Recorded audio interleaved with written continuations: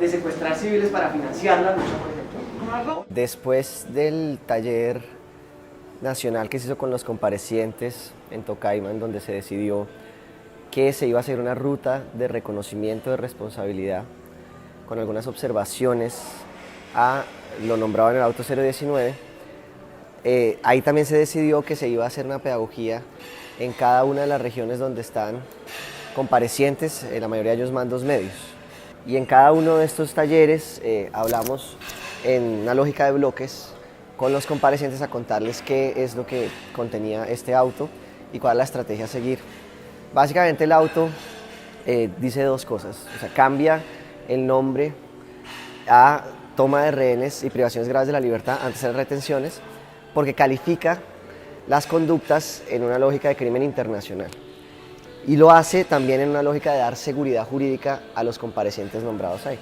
La verdad es que se mencionan solo en ese auto las personas que eran miembros del secretariado de las extintas FARC, no se menciona ningún mando medio todavía, pero se dice que se va a llamar los mandos medios. A los que se les llame serán aquellos que ya estén condenados por conductas asociadas a lo que se conoce en el delito interno como secuestro. Es decir, en una lógica de la mayor seguridad jurídica y de esta jurisdicción que fue creada en el acuerdo y que FARC fue parte de esa creación, lo mejor que le puede pasar a un compareciente de un mando medio es entrar al caso, porque todo lo que tenga, digamos, de deudas con la justicia, para ponerlo en sentido claro, cercanas a lo que el auto llama políticas, la política de retención de civiles para pedir algo a cambio, la política de retención de miembros de la fuerza pública para forzar un intercambio humanitario, la política de retenciones para un control territorial o la política de retención también de civiles en una lógica de autofinanciación, que son las 4 políticas que identifica el auto. Los mandos medios que seguían las órdenes del secretariado, si tuvieron que ver con alguno de estos secuestros, pues lo mejor es que entren al auto, porque ¿qué es lo que hace? Que entren al caso 01, porque ¿qué es lo que hace una decisión que se va a llamar luego la resolución de conclusiones? Es darle a todos una sanción, una sustitución de las sanciones que tenían, o si los estaban investigando, pues que se les dé una sanción propia, es decir, una sanción restaurativa de la JEP, que máximo son 8 años de restricción de la libertad. Muchos de ellos ya habrán sido restringidos de la libertad, eso se resta, o habrán estado en ETCR, censuras veredales, eso también se resta.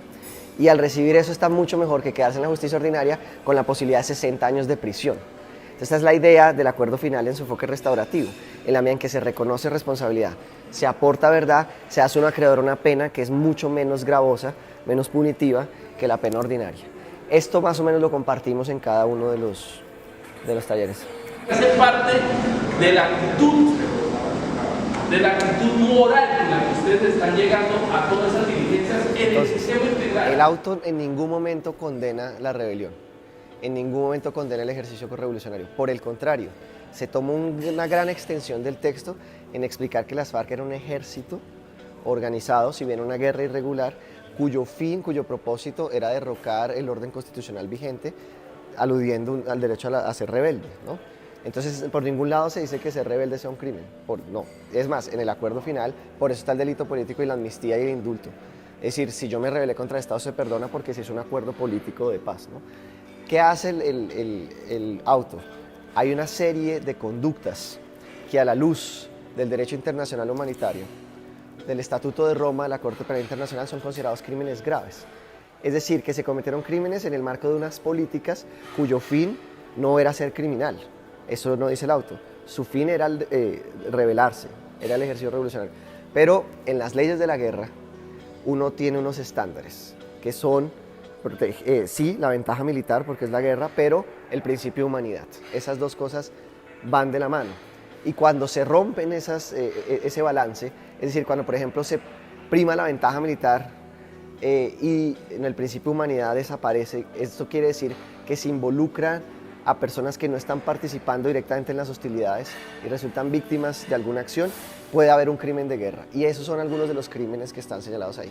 Ahora, cuando además esas personas que no están participando directamente en las hostilidades, si son civiles, hay un ataque sistemático, es decir, planificado, como decir secuéstrelos, ¿no? Que es una política de las FARC, o un ataque generalizado, es decir, que es masivo, como ocurrió efectivamente el secuestro, o que es indiscriminado, que se puede coger a varios que están en algún lugar buscando financiarse, por ejemplo, ahí estamos ya frente a un delito de lesa humanidad. Entonces esos son los nombres que ahora le ponen al auto y eso es lo que la gente dijo, pero ¿cómo así? ¿Nos están llamando criminales de guerra? No, hubo acciones que son crímenes de guerra, hubo acciones que son delitos de lesa humanidad y es la responsabilidad de FARC en su compromiso con este acuerdo final, reconocer esas conductas, ¿para qué? Para que no se repitan, no para renunciar a la lucha que ahora es política y que se da en franca lid en la democracia, que ese es el camino que están llevando a cabo ahora, sino para decir que la guerra se degradó y esto pasó de lado y lado. Ya vendrán otros autos en otros casos que involucran también al Estado colombiano y sus fuerzas militares, donde habrá que reconocer responsabilidades si es el lugar. De los otorgamientos de verdad. Y hablando de instrumentos, creo que se queda por fuera algo que fue muy importante en el caso 01 recién iniciamos, que fue la cartografía social. Entonces, para los comparecientes es importante que sepan cuáles son las acciones a seguir. Entonces, si bien hasta el momento estaba narrando como las cosas que son interesantes del auto para la seguridad jurídica, y el auto dice expresamente, aquí damos esa seguridad jurídica para que nadie más lo persiga penalmente después, hay algunas otras cosas que merecen observaciones. El auto da tres posibilidades, o usted reconoce, o usted no reconoce, o usted brinda razones efectivas para refutar lo que dice la sala, ¿no? Eso es hacer observaciones, y nosotros, lo que ha decidido FARC, y lo dijo públicamente con un comunicado, es van a reconocer su responsabilidad en estas políticas y los hechos y conductas que están allí. Pero también, como la sala da la oportunidad, se van a hacer algunas observaciones. Observaciones con errores fácticos, digamos que queremos aclarar, cuando digo errores fácticos, es decir, cosas que se dijeron que no ocurrieron en ese tiempo, una persona que no estaba ahí cuando se dijo que estaba, o las calificaciones jurídicas, ¿no? Hay cuestiones de las calificaciones jurídicas que queremos dialogar en esa lógica dialógica con la sala, para precisar, para cualificar, digamos, la calificación de estas conductas. Todo ello, y esto quiero ser muy enfático, en la ruta de reconocimiento de responsabilidad, porque sí ocurrió, hubo unas políticas de retención, son consideradas crímenes en ciertas jurisdicciones, y esto hay que reconocerlo pues, para dar seguridad jurídica y seguir este camino de construcción de paz. Lo más importante ahora, en caso de ser involucrado en el caso 01 como mando medio, es estar registrando las actividades, obras o trabajos con contenido reparador, los TOAR, que ya han venido efectuando los comparecientes en diferentes lugares del país. Porque todo ello puede ser tenido en cuenta cuando venga a ponerse la pena, que es la sanción propia, y eso puede restar tiempo, o incluso el proyecto que se esté llevando a cabo, si es aceptado por la comunidad y por la magistratura, podría ser el contenido mismo de la sanción propia. Lo más importante ahora es registrar todo lo que esté en función de la reparación y la restauración en los territorios, porque eso es de algún modo intentar una pena anticipada, ¿no? Es de algún modo que la magistratura pueda considerar ello como, o sea, estas actividades como ya cumplimientos de la pena, ¿no? Eso es algo que se puede intentar. Frente a cada uno de estos casos. Pero entonces primero les vamos a contar cómo va el caso 01. Entonces la ruta a seguir ahora es que cada uno de los casos tenga una estrategia clara, pero además coordinada. Es decir, que aquello que sabemos está pasando en el caso 01 con las imputaciones, con las calificaciones jurídicas que están dando, con los hechos que están nombrados ahí, eso implica que las situaciones de Nariño, del Cauca, del Urabá están relacionadas. O sea, que hay un diálogo entre todos el equipo de defensa para ir unificados, ¿no? Y la idea es ser muy propositivos con la JEP.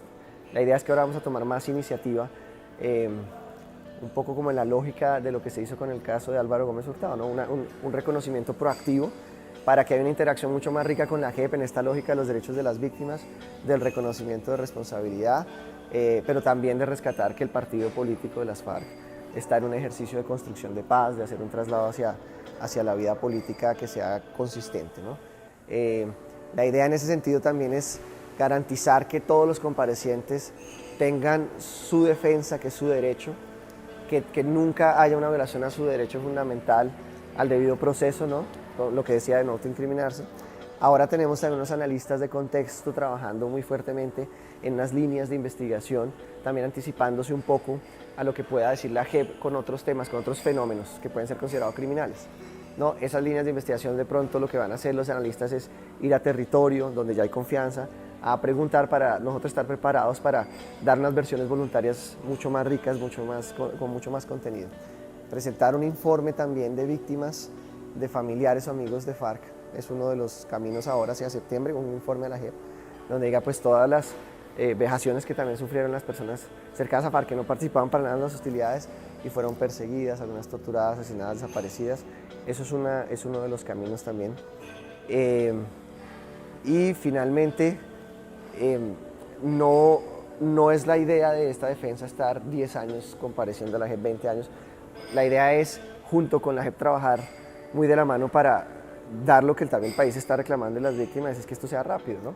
Que la seguridad jurídica se obtenga en unos 3, 4 años y que por cada uno de los comparecientes, incluidos los máximos responsables, pues se pueda dar cuenta de todas las conductas de las que pueden ser responsables, aporte verdad, y para poder cerrar este ciclo se cumplan con las condenas que sean al lugar, pero con el objeto de seguir construyendo la paz y seguir el ejercicio político fuera de las armas, lejos de la... En el proceso pues hemos venido recogiendo fuentes internas y externas, principalmente de prensa o algunos documentos de tipo académico producidos en relación con los contextos regionales.